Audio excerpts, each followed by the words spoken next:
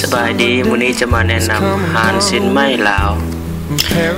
ซึ่งร้านของพวกเขาแม่นตั้งอยู่ภายในตลาดดาราเมืองละแค่หลวงพระบาง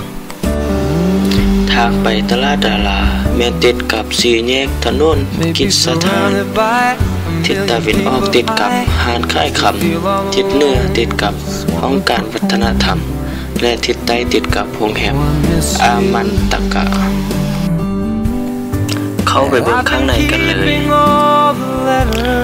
ชิ้นไม้ภายในห้านของพวกเขาก็จะมีชิ้นไม้มอนชิ้นไม้ไฟชิ้นไม้ดอกเดียวชิ้นไม้ลายดอกชิ้นไม้ลายประดับชิ้นไม้ลายเกี้ยวชิ้นไม้ลายดอกและชิ้นไม้ลายประดับ My words were cold and flat,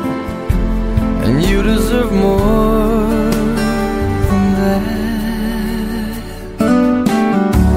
Another airplane, another sunny place. I'm lucky, I know. มาฮอดนี้เวลาก็หมดลงแล้วขอขอบใจทุกท่านที่ให้การเข้าชม